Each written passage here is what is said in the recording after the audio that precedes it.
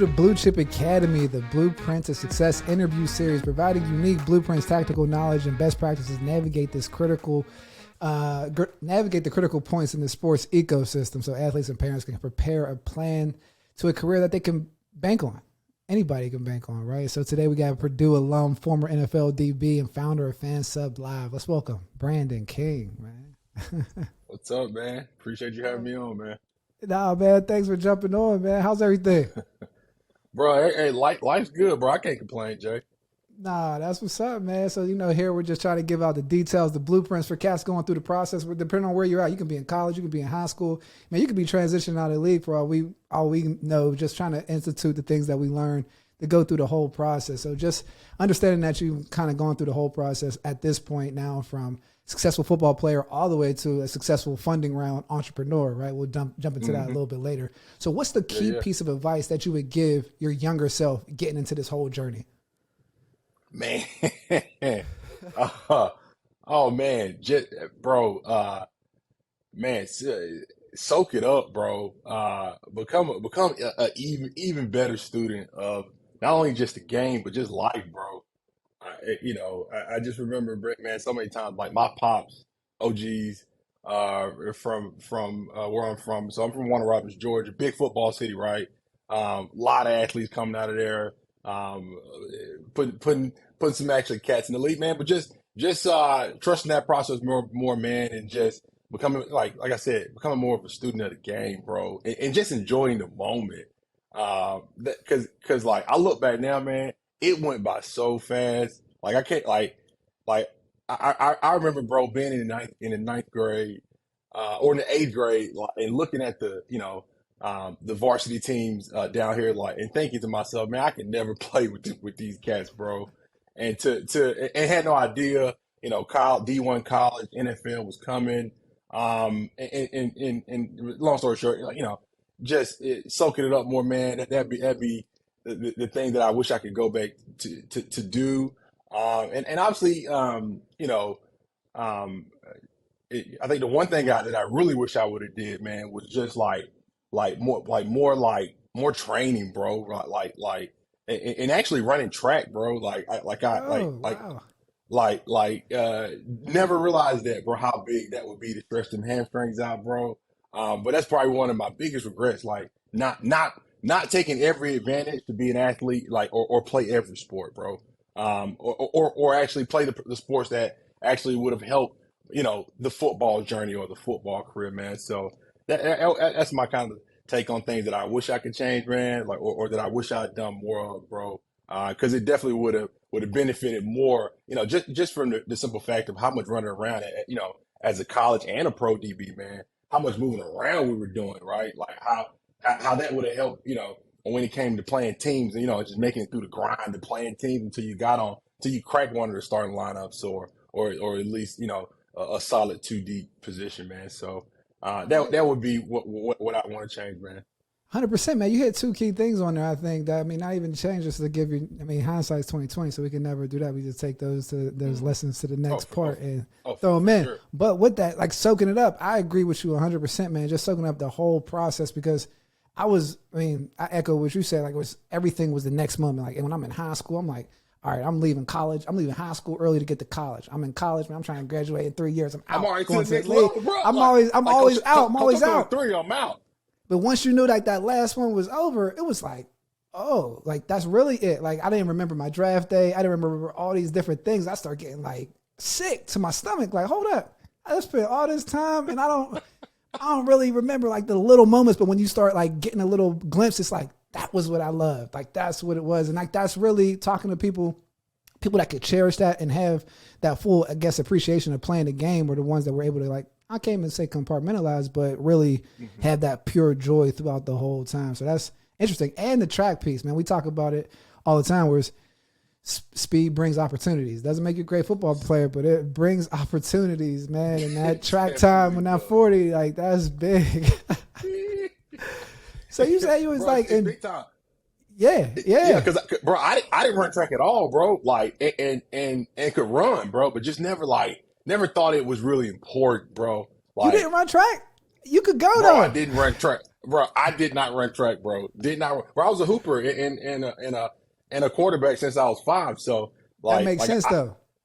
Let me jump in real quick on the eval. The fact that you said that makes perfect sense that you're a basketball player and a quarterback, because like when I said B King could run though, B King's probably one of the most twitchy, short area quickness guys. Like talk about jumping in front against the interception point and all that stuff. So that's why I was like, he had to have to be able to run. But yeah, you're definitely ultra quick and very instinctual about stuff, and that's that quarterback basketball. So yeah. I gotta plug it in Man. to see what it was.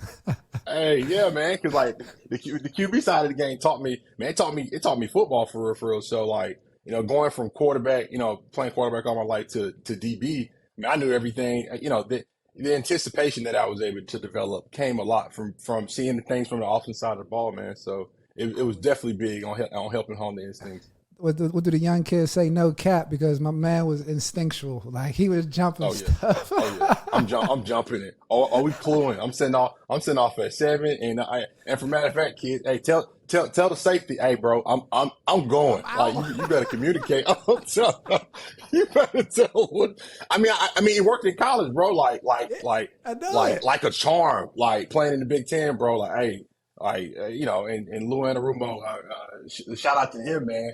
For teaching me, and for not only teaching me, but like actually like allowing us to take those risks, bro. You know what I'm saying? True. And so all my DBs, man, hey, like try to get your hands on that ball. That's how you get paid.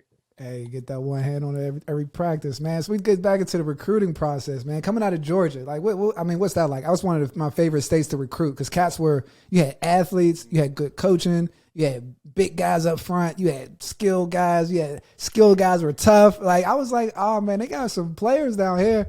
So tell me about your recruiting process. When did it start getting real? Man, it started getting real in 9th grade, bro. To be honest with you, I think. Coming out of so I didn't play varsity my 9th grade year. Kind of actually no, towards the end of it I did actually play corner before I played anything, man. And then actually, bro, just off like I remember Duke walked through the building summer going into the sophomore year, man, and literally just off a little DB tape that I had gave me my first offer. Duke Blue. I remember my coach. His name was Doug Johnson. Like you know what Duke is. You know anything about it, man? And bro, I really didn't understand like college recruiting at that point, but that essentially like kicked it off for me, bro. And then being in Georgia, obviously athlete state, right? Boys balling down there, man. Some of the most competitive football still to this day that I've ever seen. So I grew up, where I'm from, Warner Robins, bro. We talking about like. 3 big, back in the day, big 5A high schools that in Warner Robins and Northside that were dominant, undefeated year in, year out. And so my high school was the brand new high school. And so, my parents went to Northside, which was around black, and then Warner Robins was more so like the mixed school. And it's some definitely some names and some cats that went to Warner Robins Northside, Chancey Stuckey, Willie Reed. Some cats that really played, man. So I was inspired by them, bro. Like inspired by the culture, because you would have sworn, coming up in our like where we from on Friday nights, everybody in the city was at the MAC. You know what I'm saying, at McConnell Talbert Stadium. Like there was no in August, September. Like we at the stadium on Friday nights, or we don't know. You wait. What are you doing, right? Like why you in at the game, man? So the football culture was like, bro, instilled in us, from that point on, man. And so, got the offer from Duke, bro. And then it kind of just snowballed, man. Like started getting into camps. Actually, sophomore year going into my sophomore year, Coach Johnson took us down to Florida State, man. And then, I ran into a coach, by the name of Kirby Smart, who was coaching at Florida State. And he was really the first coach, bro, to see that quick twitch, that extreme quickness plus some strength. And I remember we were, I think we were playing 7-on-7. And I had no idea who Coach Smart was at the time, but he ended up picking me as like the first DB on the team. Bro was like, son, you got some feet. I'm like, I don't know who this is. We're Bobby Bowden at. That's who I'm trying. That's who I'm trying to see, bro. Bobby. But we're Bobby, bro. I'm trying to I'm trying to see Bobby. But man, but him telling me that, bro, right, for real. Like, and look, I wish I knew what it was today, right? And I want to say Mark Rick was down at the time, bro. But bro, that really stuck with me, man. That kind of let me knew that I could do things, and then the things that I learned from that Florida from being in Tallahassee, man, really helped me out throughout my sophomore year. And so went through my sophomore year, man. Was still not the starting quarterback, but was a starting corner, and man, made all team, all conference, bro. And by the end of my sophomore year, I want to say, bro, I had probably like, I had Duke, Arizona State, Georgia Southern, and Troy University as my kind of my Division I or Division II AA offers, man, going into my junior year. Man, so that's interesting. So you got that steam right at the middle point of your high school career. How informed did you feel about these different schools? Was it just like an excitement, like, oh, I'm getting offers, this, that, and the third, or were you really starting to have like an emotional attachment to certain schools as you were going through early on? I mean, bro, the first thing is just like, man, somebody want me, bro. Like, somebody want me, man. Somebody want me. I really go.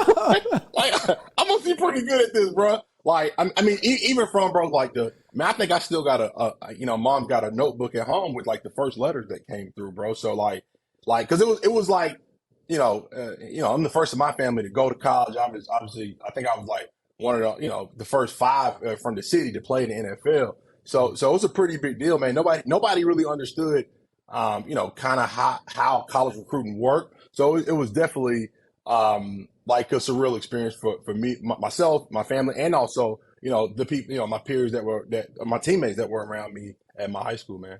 You made a great point, man, when you said, like the first thing you thought was like, man, somebody wants me. Like, you didn't even go into like the criteria of like, oh, Duke is this great school. This school offers this. I could play early here. It was like, man, somebody wants me. And I always talk about that dynamic for a high school student is because you're coming into your identity to an extent. Like, you're understanding who is Brandon King.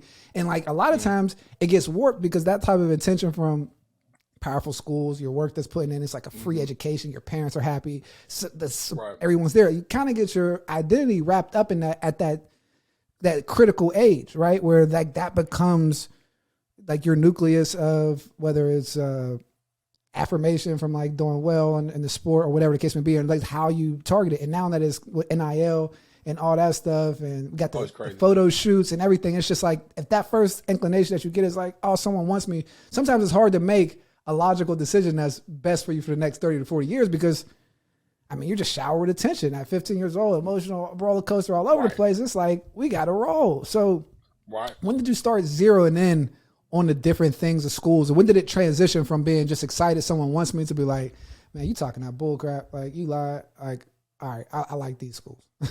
Yeah, man. So I think it was like, so after my junior year, like, so after, had a really good high school team. I think we were top 10, probably top 15 in the state. Bro, we had athletes, bro. We had some really, we had some big dudes, bro. Really, man, I really jumped into the recruiting trail, summer going into junior year, man. And cause I got a chance to go to my first Nike camp, like at Georgia Tech, bro. And so literally it was like, I had never been to camp. So doing 7-on-7, got introduced to Kirby Smart, went and had a dope season, balled out, and then letters, offers start coming, and then really start sitting down with the family, man, start discussing like, hey, I think we might not have to pay for me to go to school, and so at that point, bro, it really started getting serious, right? Like, cause I had never really, I don't think well, actually, yes, I'd be lying, was a big time Florida State, Peter Ward fan, man, of that, and Travis Minor and Snoop Menace and all. I can keep naming these cats that I was a fan of, man. So actually had the thought, had my brain like focused on going to Florida State, bro. Like being a Seminole, man. And so things really picked up, sophomore, junior year, summer junior year, going into a Nike camp. And then I think at that point, bro, I think I got up to like 8 offers, and I think at that point I going to add Georgia Tech. And then some, I think UCF came at that point as well. And then at that point, I got like 8 legit offers. Then at that point, but still didn't have Florida State, bro. So at that point, like the determination came, like, how do I get FSU to give me an offer? So Florida State was your dream school. Florida State was like, that was the target. Like, if Florida State offers, I'm saying yes right now. That was the school.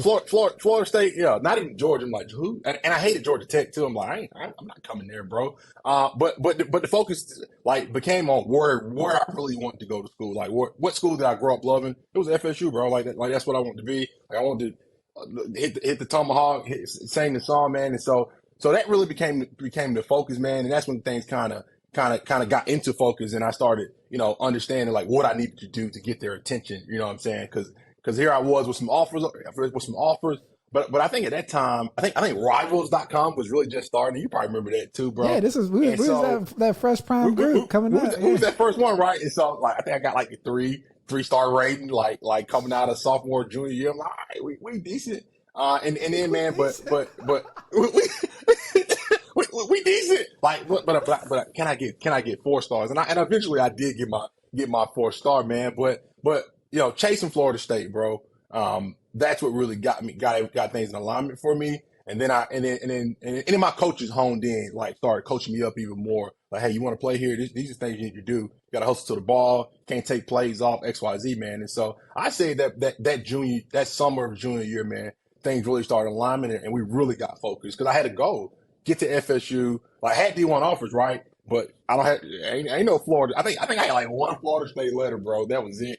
Had seen that maroon and gold one time, and that became like that started driving me, bro. I'm like, I gotta get to Florida State. Like, Bobby Biden ain't writing no handwritten letters. These other cats is, and so that was a driving force, bro. Or the thing that got me really focused on the recruiting trail. So with that being the case, and you start getting focused on that, how do you end up at Purdue, bro? So Florida State to Purdue, man, from Georgia. How was that transition from Georgia to Indiana, West Lafayette, right? West Lafayette, man, because Florida State never came. Florida State never.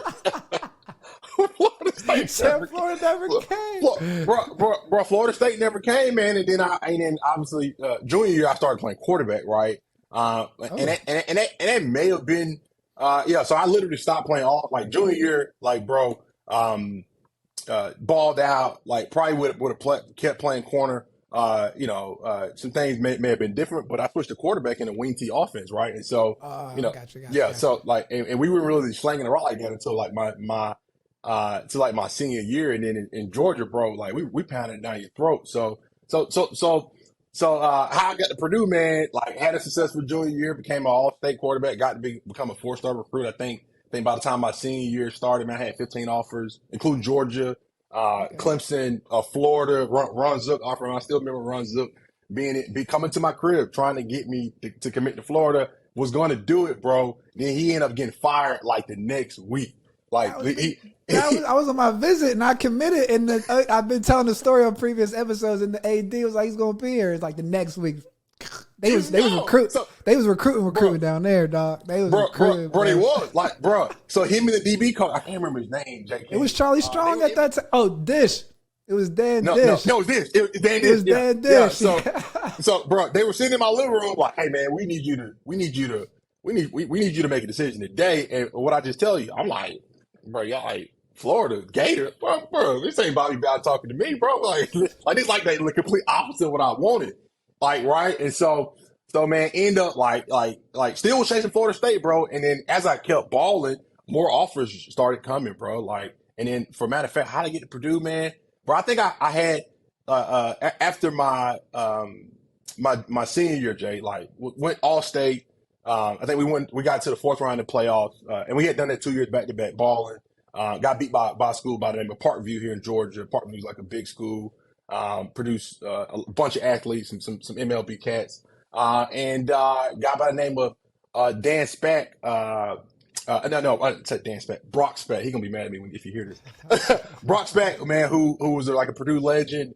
Purdue legend was actually in town trying to recruit a DN that we had on our squad by the name of Kyle Moore, who went to Southern California, who was like the number 5 player in the state at that time. Just happened to be seeing his tape and happened to see my tape, man, and begged me for an official visit, bro.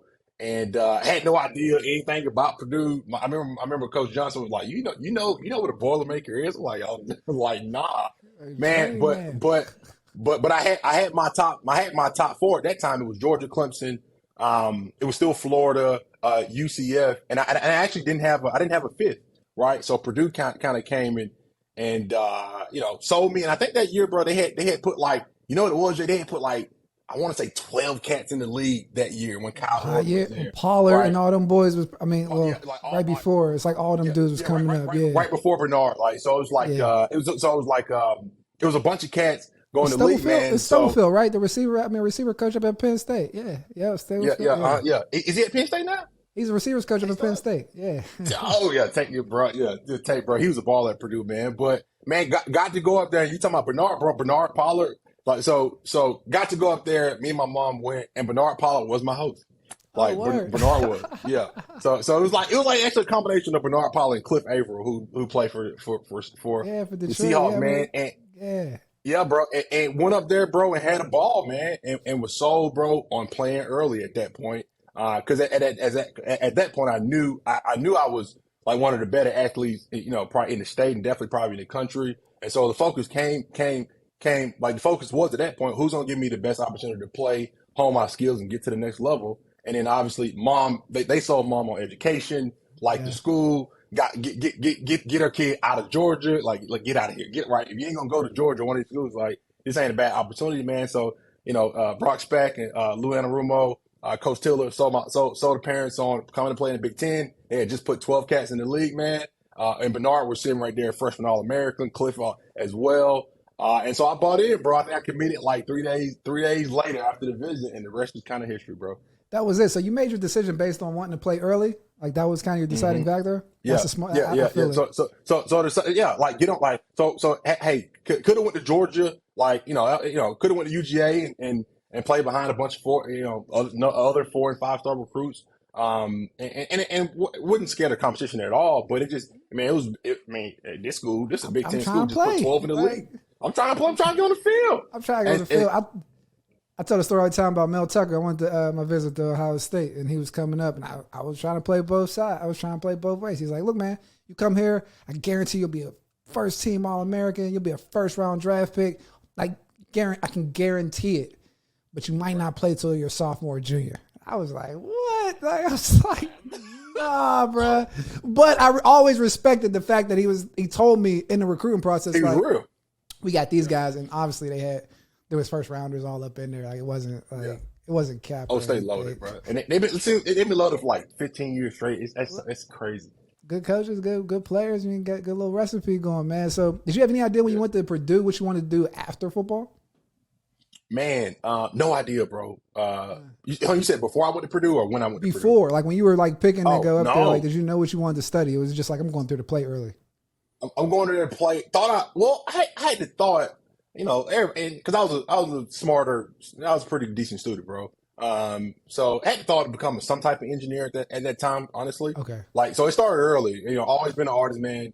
Grew up drawing tattoos, pictures of our high school superstars, from my city. And so I've always been super creative, man. Thought I wanted to do that. Knew I didn't want to do, any of the normal stuff, communication, business, and so I definitely want to challenge myself. So had a little inkling, man, but not really. Like the focus was like, how can I get on the field early? And then I'm on a 3-year plan. I'm going straight to the league, bro. Just like that's real to admit it, dog. I was saying the same thing. I told my academic about it, Todd Coker. He knows I'm telling the truth. I came up with 17. I was like, bro, figure out what you got to do for the schedule for me to be out December 07. He was like, what are you talking about? I was like, yeah, I ain't going to be here 4 years, dog. Like, it's nah, bro. I'm on the same plan. And bro, knew it. Like if I'm coming to Purdue, Big Ten school, I'm definitely going to get on the field. Freshman, early, let's do it, man. It was over with. So we talk about that's awesome, man. Like, because we get to the culture aspect of the schools, because everyone talks about what you're focusing on. So it's like, all right, I'm focused on getting on the field. You realize there's so many layers that happen when you get on the campus. Like, how are the students? How's the surrounding areas? How do the actual support staff operate on a day-to-day basis? How was that transition from Georgia to West Lafayette? Oh my God, bro! I had never seen snow. Like, never seen snow, bro. Like, it was tough. Like, never seen snow. Never really.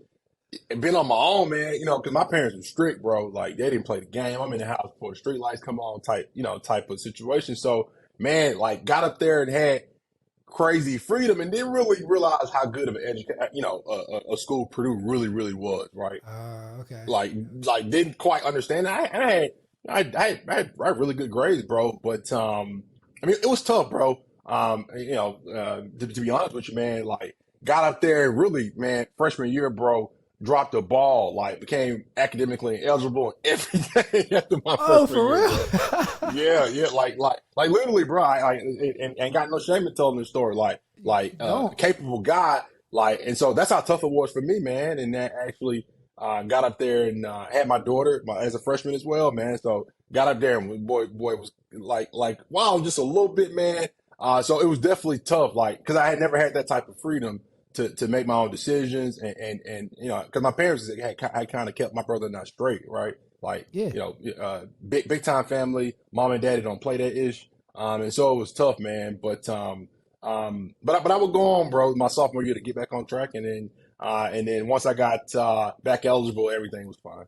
Wow, that's amazing. So you talk about transition from Georgia to West Lafayette. That's hard already. Transition from high school Yeah. football to college football. That's hard. Like all the different dynamics, and then you get up there and you have your baby, your first kid Yep. as a freshman. Yep. So like that's another transition, like where you're trying to do all these things. How did you organize your focus, like to come out of being academically ineligible, having a kid, transition from Georgia, and then to the sophomore year, getting back on track and getting on the field? Like, can you take me through that process a little bit? Because that's quite impressive to get through that and get back on. Really, bro, like, I mean, I had a goal, bro. Like, man, the whole goal, man, and I should have said this earlier, but, being the first in my family to go to school, play Division I ball, the first at my high school to go to Purdue, which now I think since I went to Purdue, I think it's been 5 cats from my high school to go to Purdue. So literally open up a pipeline for it. Yeah. Like, Yeah. literally. And bro, and had a goal to take care of, like, I'm going to take care of the fam, man. Like that was a driving motivator. Like, get to the league so I can take care of the fam, like make them proud, bro. And so, man, really feel like I had let them down, by being academic, like by being ineligible. And so, it didn't take me long to refocus, bro, because I've always been a bright kid, never really got in trouble. Didn't drink any alcohol until I think I got into the league, bro. You know what I'm saying? So we're super clean, man, refocus, man, like got back on the books, man, like I had been accustomed to doing, and just, set my goals on what, like why I came to Purdue. Like why did I come here? I ain't come here necessarily to, like, obviously I came here to network, but I really came here to become a better ball player and a better man, bro. You know what I'm saying? Like that's what the focus was. And so I never been a person, bro, that has an addictive personality or things like that. So it's really easy for me to shake it off. And literally I dreaded going back home. I'm like, I cannot go back home. Like right? Like, cause That's what literally, kicked bro, it for a lot of guys. It's bro, I like, can't I go ain't back sending home. you. Bro, what I'm gonna do at the crib? Like, what we gonna do? I can't go. I can't be a janitor.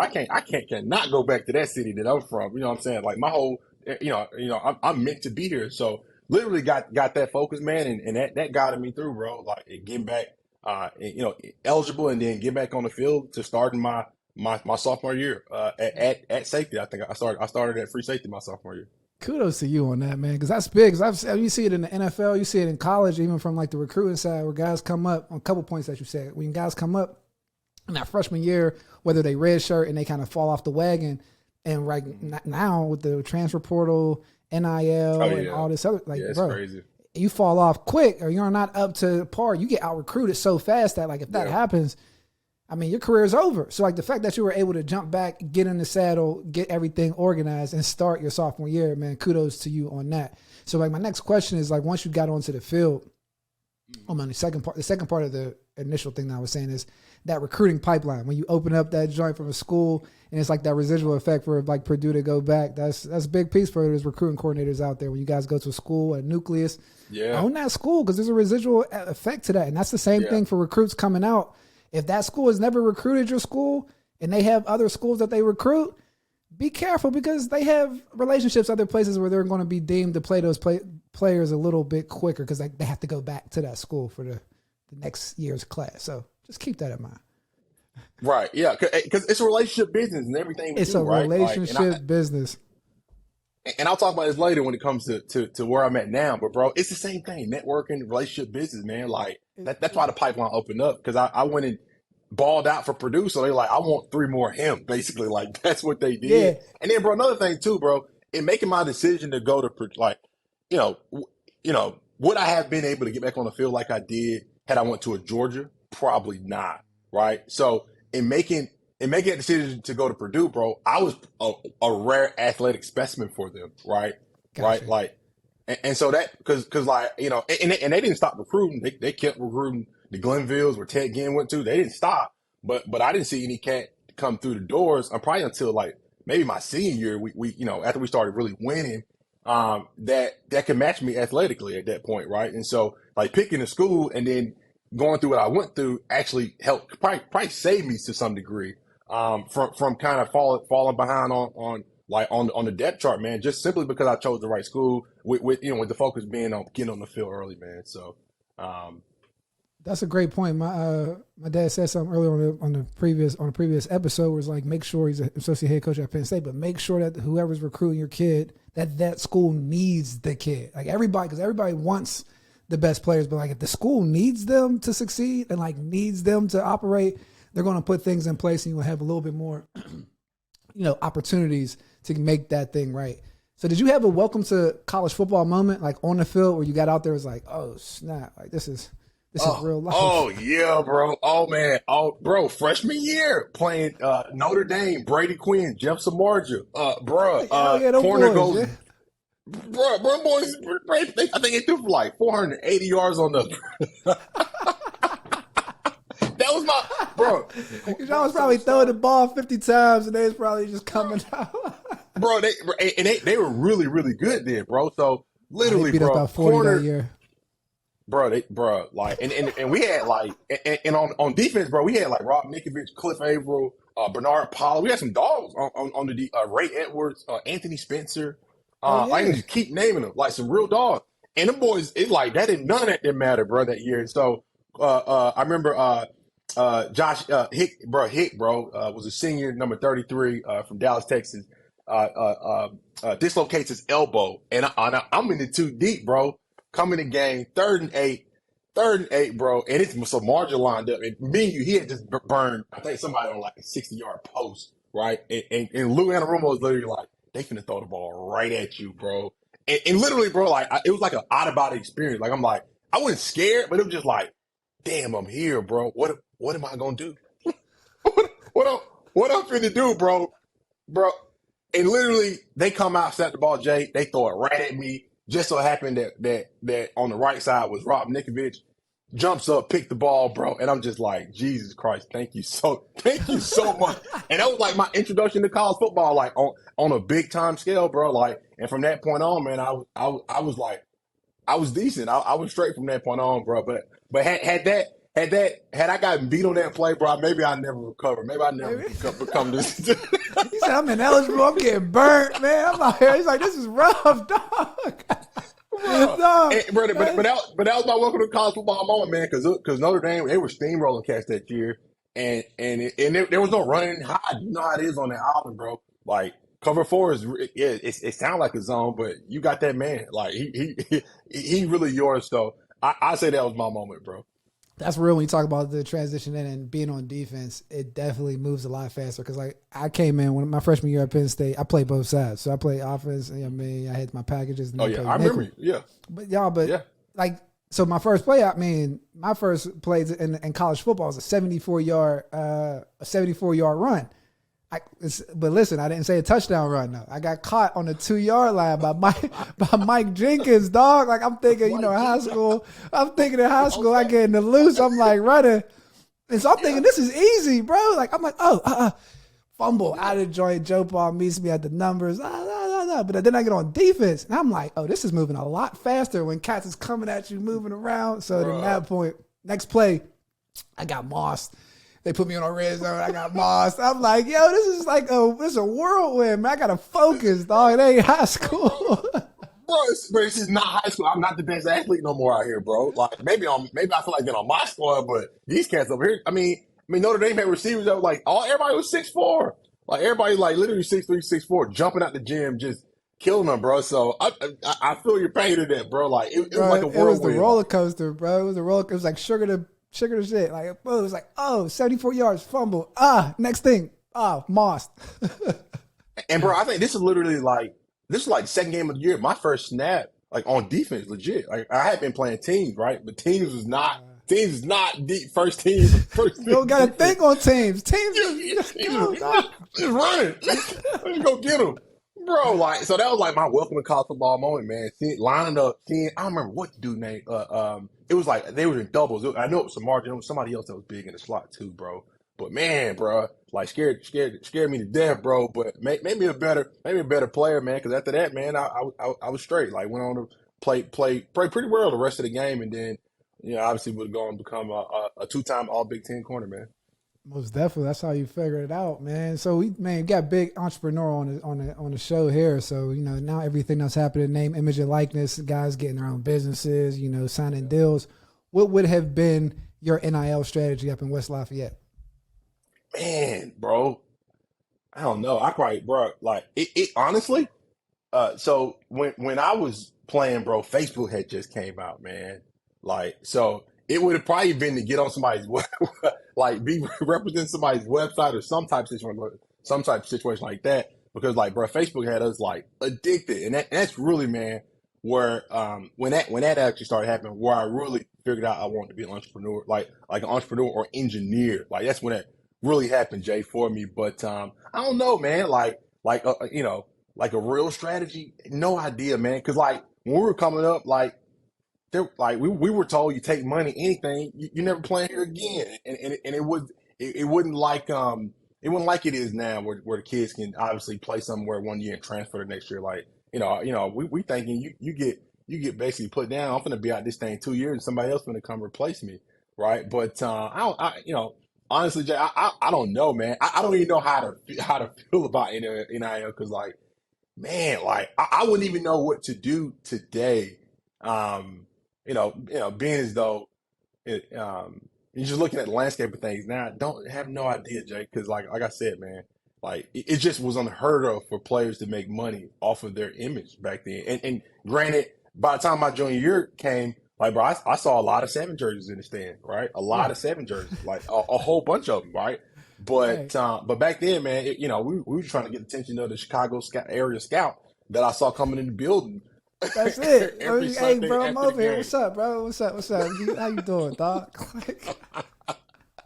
Yeah, No, man. that's But real. I mean, that's real. Just like from the standpoint that you are now, like, full blown entrepreneur, running businesses, like in the engineering status, like coding and all that stuff. Like a lot of like your path to entrepreneurial journey would have been hard to do, like with that mindset that you do have, like in college, right? Like whether it's like learning a whole new skill, doing all those different things. But like you said, you see that name, image, like, man, sign some autographs, do a little bit of this, but yeah, I'm sure you would have came up with something innovative. bro, I would have definitely came up with some, man. Like I definitely came up with something then. For sure, bro. Signing autographs, like appearances, like anything I could have got my hands on, bro. To going to the car lot, showing up, taking pictures, whatever, man. Like I just tell cats now just like focus on building that brand, bro. And then there was no social media. Like social media was just starting when me and you were playing, and now cats got like literally, bro. You can become a Johnny Manziel was bigger than life in college and never even approached nowhere near that in the NFL, man. So like I'd have found something, Jay, for sure to that fit into the name, NIL type deals. Sold T-shirts. I don't know. I don't know if you can sell T-shirts, but No, you something, bro. I would can. have You definitely can. You figured come out up with your own logo, something. sell everything. We got lockdown. You at Penn State. You got the gear. Bro, That's like like a whole. That's the whole group, and you can sell that. bro, Yeah, definitely would. there's a Bro, lot that you could more do, so, especially. bro. Probably if I'm thinking now, bro, I probably would have been selling merch, bro, on my own website because I definitely wanted, I definitely started like dabbling like engineering stuff just a bit, and so like I said, Facebook really inspired it. Like it was like the internet blew up, bam, now I know everybody, and so man, definitely would have probably sold some type of product, man, on some type of site. That definitely would have been my strategy, being in West Lafayette. That's real. I think that's a great point in just college sports, just that monetization point of moving the product. Like that's the simple hand to hand. And you know, Yeah. if you're a scalable item or asset, that definitely works that way. So like, so we talk about transitioning to the NFL a little bit. Undrafted route is real, right? We all know like you don't get drafted. It's tough, you know what I mean? So tell me a little bit about that process for you, transitioning from West Lafayette into the league. Man, you know, it was so tough, man. I remember, bro, coming out, after I made my I made the All Big Ten, second team All Big Ten my senior year. Um, you know, hearing from, because and bro, actually, bro, I was thinking about coming out my junior year, but Coach Lou Anarumo was like, man, you're a little bit under the radar, but he really didn't tell me like my grade. Nobody really communicated to us back then, like either you were like a first, second round pick, or like they liked You you, should but probably sit. You should probably sit you still. probably sit one more year, right? But bro, coming out senior year, bro, I'm getting I'm getting grades like, oh, you a third, you may be a late third, definitely a fourth round pick. You know what I'm saying? And so hearing that, and then like the communication with the team, the visits I had was like indicating that, like obviously, like the Jets were big were big on me. Cincinnati Bengals were big on me. And Colts were obviously, that's a different story. Nowhere to be found. I think I hated Indianapolis at the time, bro. But coming out, man, like and this was obviously right for a combine. So coming out, didn't get invited to any senior bowls. I think I was on like the line of getting into one, but had a whole bunch of agent activity. I had a whole bunch of people, you know, wooing and on. How the recruiting game goes, man, and definitely thought I'd be like probably a fourth round pick. And then didn't get that invite to one of the senior games, and didn't get an invite to the combine. And then so at that point knew something was probably off. But like the communication from the teams was still really strong, right? Like talking to coaches, and actually went on some visits, man. You know what I'm saying? And then thought, at that point, I think I maybe going through the process, training in Indianapolis, probably didn't think, and then even like amongst like when I was training, I think it was me and what's his name, Nick, was it Nick Pope, went to IU, was a safety. Oh, that's a good Um, memory. Yeah. yeah, I think me and him, like, even amongst the group that we were training in at St. Vincent's in Indianapolis, what the people that like agents and the people that were trainers were here was like, he and I were like the two biggest we had the best potential to get drafted there. So felt good about it, man, but knew kind of the back was against the wall. Once the combine invite didn't come in, and one actually came for the corner that I played with, named David Pender, was like probably a 6 foot corner, like 4'3", like low 4'3" guy, track star, Charleston County High School in Georgia, right? Was actually a year young. Actually, I helped recruit him to Purdue, and so me and him were like basically had the same stats. And I think I had better numbers than he had, than he had our senior years, right? But man, he got the combine invite. I didn't, right? Like didn't get it, but still, agent was like, man, hey, the team still like you. Maybe at this point it may not be the fourth round. It's probably looking like a late round pick. So I'm like, still in there, right? Man, so go through the process. Got one team visit with the Bengals, and then draft day comes, man. So obviously, didn't expect to get like day one. I think back then they did like the whole when we were coming up, it was like day one and day two, right? Like day one was like 1 through 4, and then the second day was like, or day one was 1 through 3, and the second day was 4 through 7. I'm about to say, yeah, it Um, changed up. Yeah. yeah, it changed up, and then man, phone, about the fourth, fifth round, phone really started ringing a lot, Jay. And at that point, I'm thinking, all right, by fifth, sixth round, we're gonna get out of here, right? And then I remember the Jets calling, man, saying, hey, we're out of picks, man. But we love to bring you in as a preferred free agent. I'm like, hell no, I ain't coming in there. I ain't come Somebody gonna here get for me in there. this. Somebody gonna get me in this 6th or the 7th, man. And long story short, man, it didn't happen, bro. Phone kept ringing, and I remember being just like, having all my family around me, big draft party, and just being just like supremely disappointed, man, that the phone didn't ring saying I was coming to XYZ team, man. But little did I know it, Jay, that was a blessing in disguise, because I actually got to pick where I want to go. And then as a preferred free agent, man, I think my signing bonus was like 60, 70K or something like that. So You was like like a me and the real, seventh you was round like a pick, real preferred. You was a real preferred yeah, guy. yeah, Yeah. yeah, yeah. I was a real preferred free agent, and Indy like a lot like Purdue, bro. Like Indy had a situation where they really didn't have any superstar corners. Like they had some really good like Kelvin them. They were balling, but they didn't have any Reeveses or anybody, or any crazy depth that was going to actually block me from playing. So. Me and my agent, man, made the decision, taking his advice. And by the way, my agent name was Brett Tesler. It gave me, hey man, this is the best opportunity for where you can actually make a roster, and he told me that, and then they obviously with the signing bonus they gave me, they were really showing me that they wanted me, bro, and so I made the decision to go to Indianapolis, man. After I hated Indy for so long, I remember I hated Peyton, I hated everything about the Colts, but man, one of the best decisions I ever made, man, and they gave me a shot, bro. Like they gave me every opportunity to make the roster, and I never disappointed them. Ran to the ball, made plays, like lined up against whoever. I remember. I think the third preseason game I was across. Bro, I had watched To for years, and here I am lined up across Ocho and To, and literally I think that's how I made the roster. Balling out, playing against cats like that, man, and just stayed healthy, bro. Never like really soaked up, like stayed in the cold tub. Just making plays, Jay, at every corner, Making and plays, then making plays, and then Bill and Chris Polian, man, being the cats they are, like the Colts had a thing for signing undrafted cats, and so that man, it was just like the perfect story, man. Me being available, like always been available, especially my rookie year, like and then I think it was like maybe an injury or two, man, and then I end up beating out like a second round and a third round pick my rookie year, and literally just by making plays, run to the ball. Like I really we were all the same athletes, bro. I just wanted it more than they did. doing Crack the the roster, fundamentals, man. and the rest was playing two, right, rerouting the same thing, staying in thirds, like knowing where you leverage at on man to man, like knowing how to bring pressure, and then getting cats on the ground. Got That's that call, it. made the roster, man, and the rest was kind of history, bro. You bring out some good points. One of them being the best ability is availability once you get into the His league. availability. And the more things that you do. So you're like hitting on some great points where it's like a lot of rules that I think when you're in the NFL, you get some supreme life lessons that you can transition and start your own business, corporate America, because there's not really a tense environment like an NFL locker room, field of competition, Bruh. how you're getting evaluated on a daily basis, everything that goes along with what you just said.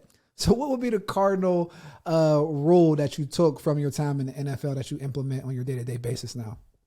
Like what would be the thing, man? Like let me see. I don't know, man. Like for sure it would be like, man, like live every day like it's the last day being on this roster. That'd be the thing, man. Cause as an undrafted guy, bro, even after making a roster, Jay, they were still signing cats. They still signing cats. So I don't know what tomorrow holds as an undrafted cat. So man, just leaving it, like never taking anything for granted would be the biggest thing, bro. Like taking every advantage of every opportunity that I got to make the biggest impact. That's what kept me on the roster my whole rookie year, man, and allowed me to get to a second and third year, man. Just like not taking things for granted, bro, and being available, like you were just saying. Like and actually, I say that, and I actually got put on IR towards the end of my rookie year because I tore my hamstring. But it went from a lack of trying, bro. Like I literally teams not warming up, bro. But just man, taking advantage of every opportunity, bro, would be the biggest thing that I take with me in the business today. Like every opportunity to network, to meet people, showing up on time, just doing the little things right, man, to give myself every opportunity to either make a roster or make it in business, man. Like that's still the same mantra I live by today, bro. Most definitely. We're about to jump into the transition, but before we do that, got a little LIG read here. This episode of Blue Chip Academy is brought to you by LIG Sports Group, a strategic talent acquisition firm specializing at the intersection of sports and business, made up of three pillars. the following up with Blue Chip Academy, empowering the next generation of leaders by equipping them with the detailed blueprint to success while using sports as our catalyst. And LIG's brand consulting and partnerships is a unique approach to solving your brand's most challenging problems. We take a strategy-led approach with industry insights to identifying scalable assets, helping brands thrive in a new NIL space and not wasting your marketing budgets. And finally, the executive search and specialty sourcing. In order to stay ahead of your competition, your company needs the best talent available. At LIG Sports Group, we provide proactive and innovative talent acquisition and specialty sourcing services that will help redefine your talent acquisition and recruiting strategy. What separates us from the rest of the executive search firms is that we have different critical points that we're evaluating because we're circling through the complete ecosystem. So seeing different evaluation points from the lateral standpoint, from above and below. So let's jump back into it with Brandon King. Appreciate it. So, yeah, no doubt, man. So back into, we talk about the transition being one of the hardest things, man, in sports in general, because you're just wired one way, and then the next thing you know, it's like, there's a whole another set of rules over here. So what's one word to describe the transition for you? Man, one word, man, like being patient was like trusting the process, like was the thing that I had to do. Like, no, like literally, man, because coming out, like obviously played in the NFL 4.5 years, coached 3, 2.5, and then went on to play for Jacksonville, Miami, Detroit, right? And just, man, just always having faith, bro, right? That I was gonna find my footing, and that I was destined to do something, destined to be great. I just didn't know what. And then and you talk to a cat just like you, man, and a lot of other cats have probably been on this podcast. We've been playing ball since we were 5 or 6. So, since I could start talking, we've been carrying around a football. So, just having faith, bro, like that I'd find like my next thing, because it was really hard, bro. Like that first year, because all you ever wanted to do was be a professional football player, right? Like, and so, man, having the faith and then leaning back on family, bro, as I would start transitioning out, man. Like, looking at my pops, like, you can't soak too long, son. You're grown. Literally, like you can come back here for a little bit, but and not that I needed to go back to like my folks' crib, but I just needed to be around my family doing that point. It's a lonely time. It's like a really, really, really lonely time. Like I don't think people give credit to what that is or how people can fall off in that time, and especially if you don't have faith that you can gain some skills to do something new or pivot into another area. So like once you're at the crib, where was that? What made you pivot into trying to learn a new skill to kind of accelerate this process? Man, because I knew I didn't want to coach. I knew I didn't want to do talking whatever. Because and I didn't want to coach because I still had all the athletic ability. I feel like I was better than a lot of other cats. I'm like, I don't want to coach you. I'm better than you. Right. And so that's why you shouldn't play. I'm better than you. What do you mean? I'm not your coach. I'm better than you. But bro, I really needed to find something that I could focus on. Right, that would help take up that time or that empty feeling that football left, bro, of not playing. And so, man, like learning how to become an engineer took up all the focus, bro. Like everything I thought I thought I knew what it felt like to be tired, but I never knew what it felt like to be tired physically and mentally. And when I started dabbling with engineering, bro, like. It became like a challenge, bro. Just like, really learning how to play cover 2 or being a dope DB to hit, right? It was like a snowball effect, like that consumed me. And then probably after about the 3rd month of doing it, man, I knew what I wanted to do. And then, and at the time, like the big tech companies had really started taking off, right? Like Facebook had become taking off. All of a sudden, here come Instagram was here, right? And so seeing what these other entrepreneurs were able to do, and then me learning how they did it, right? Like most of them they were engineers first, and you can go back to Steve Jobs, all these people, right? Like engineers first, like built their first company, then put the hard work in, the hard work, sweat, tears, funding, solving a problem, solving a pain point. Then they went off to become to build these dope companies. And so I was seeing that at the same time, man. And then I didn't even necessarily say I was doing some investing while I was playing too, right? So I was investing in tech. And so that's how I was able to come off, and not stay depressed for too long, because everybody goes through that depressed period. to fall onto the like tech industry, man. And it was only a matter of time before, I actually got my hands on the keyboard just from watching YouTube videos, bro. That's literally how it happened. Like want to build it, want to learn, like didn't know how to do it, did not want to go back to college for 4 years. So I'm like, there's got to be a way I can skip these steps, man, bro. Literally learned some I think it was some Objective C, and it was actually one of the hardest programming languages to learn, bro. Taught myself that, bro, and then the rest is kind of history, Jay. I was off to the races, indulged in something that I was actually absolutely fascinated with, because it was like the possibilities of what I could do with it were endless, right? There's no limits to what you can do in business, man. And so like that, bro, becoming an engineer helped me transition out of the league, helped me get out of that depressed state, and really helped me find my calling, bro, as being an entrepreneur. That's impressive, man, and congratulations on that, because that takes a lot of gonads to go and just transition and dive into a new skill. Whereas, it's not like people are saying, "Hey, football players go try it out being an engineer," right? Like, so you had to have a lot of self-confidence to be like, "Oh, I can learn this skill." And once you saw it was like a challenging thing that was worth climbing that mountain, that you started to dive into. Because I talk about that when we talk about it just in the transition, trying to get out of that idling space as fast as possible and find that next mountain to climb. Because if you don't, man, it can end up pretty bad, man. It can consume you, seriously. And it's interesting that you said, like, when the whole Facebook thing happened when we were in college, I think that was like our generation's mind opening up. Because that was for me. Like, I never thought like I'm gonna be an engineer, but I started thinking like, wait. I remember the last time I saw Hove and them boys take a check like $230 million. They had a record label. Wait, this dude made a thing and he's making he's about to be $1 billion. Like he doing what? Because it was like all these entrepreneurs was bumping. It's like MySpace time. You start seeing what they're making. I'm like, man. Like, to what you said when you came out, it was like, look, I'm not going back to school for 4 years. There's got to be a faster way. Because I see it's got to be a better way, I see this person doing this. Like I got to figure it out. And I really just need to find some way to get the motivation, like, because you know how it is, man. Like, we're fierce competitors, bro. And so it's like, how do I get that work ethic onto something else? And engineering was the thing that I got that athletic work ethic, like that grind mode, man. Like, that's what I settled on, and bro, I'm so happy I did, man. That's super hard, man. So like, when you're in engineering, so take me through the process of now, like, you're an engineer, you feel comfortable like building, creating things. And then now we find out, like, all right, now how do I become an entrepreneur as an engineer? Like, how do I find my company? Right. Yeah, man. So got into engineering, bro.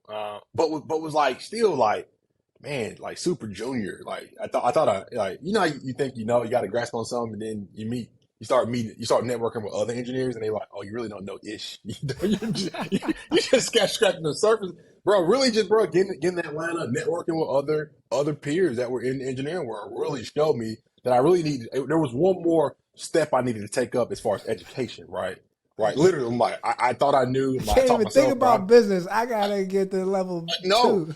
and so literally, bro, I knew at that point that there was like a 4 to 5 year learning curve in order for me to get to where whoever you want to name that successful entrepreneur, like in order to build what I want to build, and granted, like building tech companies is expensive, bro. Like, and at that time, I didn't necessarily, and I had already took my lick spending a couple $100,000 on trying different ideas, different things, and then those NFL checks they weren't coming no more, and so and then I obviously had to find something else to do with my time, and so schemed up a plan, man. Like, look, let's go become an engineer, let's go get 3 to 4 years of experience, and then at some point, when you're ready, we'll venture out and try to build our own thing. And so literally, man, like after I think I built the game, got on TMZ and everything, bro. I made like $80,000 off this game, bro. It was like a Flappy Bird clone based off Peyton Manning in the Super Bowl. You probably still find an article right now if you search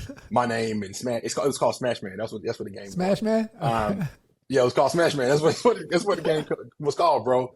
And so literally after doing that, seeing the success of it, seeing how scalable tech companies were, like how, like, bro, like I can basically get a stadium full of people on my platform. Like that's insane. Like, right. Like you throw a pay gate in front of that. And then you start doing math on a monthly basis. Like, oh, like, bro, I got revenue. Like, really start figuring the game out. Like, like, okay, like bet now, but obviously, like, I want to build something bigger. but obviously I ain't got half a million, a million in funding to go do that, or, you know, that I can actually let go, man. So the goal became like, get all the experience you can.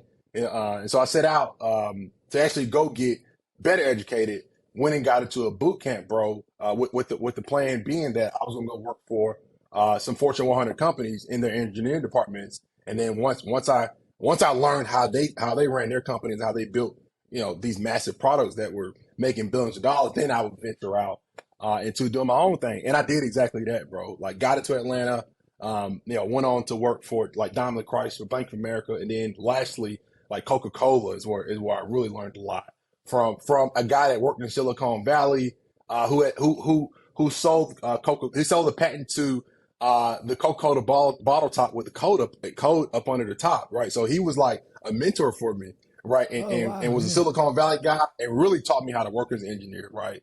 And actually he actually poisoned me with that, you know, no sleep culture for as an engineer as an engineer, bro. Like, cause you know, the longer I can stay up, the more code I can push, bro. And so really learn how to work really hard. Um, and then, you know, knew my plan was to work for 4 years, bro. And then after about my fourth or fifth year of engineering, after leveling up, like going from not making six figures to six figures to making like, you know, 300K in engineering, like was able to like it actually felt the NFL a little bit again, not completely, but like Yeah. at the lower levels, like I'm doing better than the practice squad can't do it. Like, you know what I'm saying? And I'm not even I'm not I'm only getting working hit. I ain't getting I'm the not cold getting hit. tub. I'm working like 4 days a week, bro. Like, life is great. I still afford the same chain, watch, everything, man. But I knew at the end of the day, Jay, I didn't want to work for nobody, right? Like I knew Gotcha. I didn't want to do that. And so toward like the fifth year, I started venturing out, bro. And that's when I started hitting you up, telling you about the VR, all the VR stuff, because I at that point I had the experience I needed. Like I had already worked some different jobs, man. And so but I don't even remember which question was, No, bro. it's cool. But No, how to because sell it all. I'm gonna jump in and take it from there because the question was like, no, I don't remember what I asked either, but I was rolling with you, making that transition from engineer to entrepreneur, Oh, just going through to that journey. entrepreneur. But Yeah, to right. jump Yeah, into where you were yeah, saying, like I was in Dallas at the time yeah. working for ATI Physical Therapy, and man, Big King hit me up. He's like, "Yeah, I got this idea." It was like the VR headset, still ahead of his time. Everyone's just now playing with the Oculus, doing this. This was like Yeah, 2015, 14, and we're yeah. talking about 2015. Yeah. doing the concerts through the VR headset, through Right. the Yeah. Oculus. VR I comes. was Yeah. talking to my Yep. man, like, oh, you know, Mac Miller is like talking to Pittsburgh. I was like, "Yo, we got it. This is crazy." People was looking at me like, "Wait, what?" And I was like, "Nah, Yeah. this is ill." But that goes fast forward, you know what I mean, to where we're at now, which is Yeah, Brandon's man. company, where he just had a successful fundraise. I mean, I don't know if you'll give it to you, but Fansub Live Right. having some success now. Yeah. And yeah, tell us a little bit about that. Man, bro, man. So here I am now, bro. Probably at this point, like a principal engineer is what I'd be considered. Like probably 7, 8 years experience. Full stack. No, I know how to do everything, bro. Like there's nothing I don't know how to do at this point, right? And this is like after everything, like after the VR company failed, tried to, you know, start trying to raise money and really start learning venture how to raise funds, right? And so a buddy of mine by the name of Brandon Howard, if he heard this, he'd probably laugh. Came to me with like a fan engagement problem. And so came to me with this problem, man. And I think it was like 2019. And then the pandemic hit, and he and I started building it as engineers. I remember we signed on the paper, Jay, like 50%, 50%. All right, bet. We were at Starbucks in Buckhead, like, all right, how much you want? 50, bet, sign on a piece of paper, man. Me and a little skinny white dude. Right, like do it. And at the time, the name of the company was Fan Subscription, right? It wasn't even Fansub. Like that, like it was Fan Subscription first, and had no idea what we were doing, bro. As far as like exactly like what problem we were solving, we just know we wanted to build like a platform that gave the creators or the people that created the most engagement, all the control, right? Like all the data, all the things they need to grow a community. Like right, that was our goal.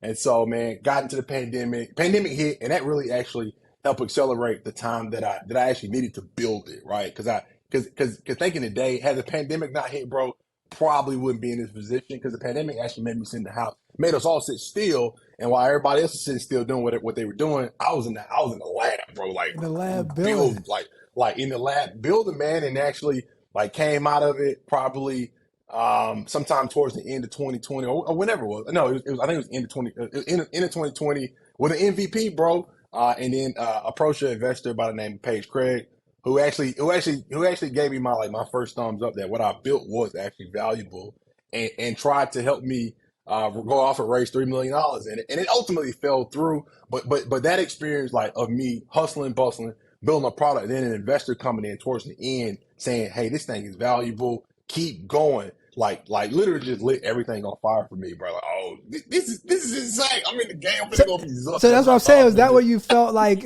As I'm always interested when guys have that. It's like you're in the wilderness when you get out of sports and you're like figuring it out. You start putting the pieces together, and you were a super instinctual player coming up. So like you always saw, I mean, we played nickel together. So like I always had respect for how you saw the game and like how you reacted to things.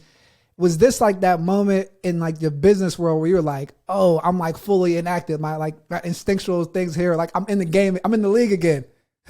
bro, I'm in the league, bro. And for matter of fact, I'm not in the league. I'm a Pro Bowl at this point, bro. Like that's how I'm a Pro Bowler. Like y'all gotta pay me. Like as in like that aha moment. Y'all gotta pay me, dog. Like this is it, bro. Like cause all you know how we are, Jay. All you need is a little taste of success in the right direction to go into, and then that same hustle, work ethic, drive, like literally, is like locked in, laser focused, like this what to do, like. And it really showed me, bro, like exactly all my hard work, all the things I believed in, you know, all the sacrifices I had made. Cause man, in the engineering world, you spend a lot of time in front of the computer, and if you don't, you obviously won't be able to do some of the things that you want to do, man. But man, got me laser focused, bro. And even though we lost out on the first deal for fan subscription at the time, just like literally going through the process, pitching an investor, right? Like trying to get somebody. Come on, trying to get somebody to give you $3 million, like asking them for a company, like it's unheard of. Plus, I'm a black man asking with two other white co-founders, asking them this, like, you know, I'm leading the charge, man, and just getting that taste of some success, and then ultimately failing. That just showed me like what I need to do to ultimately be successful, man. And long story short, Jay kept pushing, man. You know, it didn't work out with the previous co-founders that we found it with. I was able to get the equity back, and then through that process of actually not being successful, I learned how to build a team, right? And honestly, man, a lot of what I saw in the NFL, like watching GMs, right, like how they built team, like I learned at that point that you got to put the best players in the best positions, in the right position. It was not about me being the star. I'm like, my whole job as an entrepreneur in this tech game is to find the best players. Like I need the best 5 I can get. Like and then acquisition, baby. That's I need to talk about the right, right. But it was that NFL mentality. Like, look, no, it ain't about me. Like I'm gonna eat. Like and furthermore, I never really want to be like, give me the bread. Like I don't really care, bro. You know what I'm saying? Because the goals is the goals is take care of the fam, right? Like didn't necessarily get a chance to do that from playing in the league, and so. Like this tech game gave me the opportunity to do that or get back to the table to where I could do that. And so, man, kept going. I remember putting out a tweet, Jay, saying I was looking for a booking agent, right? Because Fansub was this big entertainment platform. And my first co-founder, he was the only person that responded, right? And literally, bro, got him on the phone, talked to him for 4 hours and gave him a 10% equity deal on Fansub, bro. And to this day, he's still the second biggest equity holder behind me. Like obviously, bro, but just like how it happened, like 1,000 people could have answered that message, bro, of the tweet I put out. You know, and you talking about, you know, on my Twitter account at the time, I think I had like 37,000 followers, and out of 37,000, only one person was like raised a hand and said, "Yo, bro, I'm interested in what you're doing," and got on the phone with Michael Lombardi. For 4 hours, bro, talked about the vision, the moon, the stars, everything, gave him the whole nine. And then about a week later, bro, I flew over to Atlanta to sign his deal, and kind of the rest of the ball had started rolling on building the team at that point. And so got Mike in town, had the first show. Mike, you know, and I think I gave him like a couple $1,000 budget to go because we needed to test our live streaming capabilities on Fansub, bro. So gave him that, and so Mike went out and found a rapper by the name of Cam James, who would go on to become our third co-founder, right? Oh wow. So a rapper who was a Georgia Tech grad, got rocket scientist, spelling bee champ, bro. Like you would never think he was like this. We ended up making him a deal on the spot after his show, for another deal, and then to kind of mold the group together. I met this cat by the name of Chris Davis, who was a Duke grad, actually was a freshman All-American, playing on defense. Didn't get a chance to play in the NFL, played the CFL, got hurt. Met him when I was playing with the Dolphins, through my buddy, through my partner Anderson Russell, who went to the Ohio State. He was number 21. He played like with Malcolm Jenkins there, right? I remember. I think Introduced. I know who you're talking about. I think I know. Yeah. Introduced his man, and then met him at a Starbucks to show him this MVP of Fansub, bro. And literally, bro, within hours, he was like, man, I think I want to come on the team. And at this time, Chris was like known as like a startup guru. He's probably making great money. Like, and I ain't had no money to necessarily pay him, Jay. Like, but I had the vision, like, and the plan for him to do it, man. And so was able to introduce him to the team we had built. And Chris fell in love with the team, and we ended up. I think we knew we needed to pitch. Like I knew I didn't want to be CEO of the company. I knew where my strengths lied. Like, could I have been the CEO? Yes. Did I want to do it? No. Because I don't necessarily like talking to people that I don't necessarily know, right? But that was one of his strengths. And so for me being like selfless, like selfless, like we ended up building a really dope, hardworking team, man. That actually got a chance to pitch a guy by the name of Dominique Artis, who just happened to be giving away $70,000 for 0% interest, 0% equity. And he was in Atlanta. Like, and here again, bro, Twitter played a big part in a lot of this too, bro. Hey, Yeah, like connecting the dots. just connecting the dots. Like, he met him at the gathering spot in Atlanta, pitched him, and with the only caveat of him giving us 70K, being as though we would have to come to Tulsa, Oklahoma. And we like, at the time, we like, what the hell is in Tulsa? I don't even think we knew what Black Wall Street or the Race Massacre, any of that stuff was then. But obviously we were going to learn about the history of that stuff, man. And so got into the accelerator, took the 70K, and went through the program, bro. It was like 3 months, and then at the end of our program, bro, in Tulsa, and literally our goal was to be there for 3 months, come back home to Atlanta. Got approached by an investor who wrote us $1 million check, bro. A whole million. Oh, Millie, yeah. A whole million, bro. Like a whole million. And it took forever to go through the due diligence, bro. Like it's a thorough process the way they're checking everything out. Hell, I think I told you before. They were checking to make sure I actually played in the NFL. They're like, did you really do this? Like all this other stuff, man. And bro, bro, for the first time I had seen that, everything my parents had told me, by staying clean, staying out of trouble, like all that really paid off. All the work ethic that I had learned from playing ball, man, like all that, bro. Had I not done any of that or not gotten any of those lessons, no way they write, a team full of black entrepreneurs, literally, because it's 3 African American guys and then 1 Italian dude. I only call Mike White. I call him Italian because I swear he like the most non-white dude ever you'll meet. You'll be like, hold on, I thought no, you would never guess it, bro. But man, it went on and we did it, bro. Yeah, no, congratulations! Like, you guys did do it, man. Especially like the story is amazing. You're talking about being ineligible from your freshman year to now, going into incubator and then coming out with $1 million, capital investment into your company. I don't think we jumped into it too much. We were talking about the process. Man, you got to give us give the listeners a snippet. What exactly is the mission of Fansub? Like, what is it? How can they find it? And like, what is the MVP product? Yeah, man. So the mission, man, is to help creatives cultivate, scale, and own their brand alongside their superfan community. So for instance, bro, you should be building a brand in high school, in college, right? So our platform literally enables creatives to do that. And literally, man, we started with like musicians first and helping them like literally own their data, own their brand. Like the whole mission of Fansub is to empower creators to own their brand.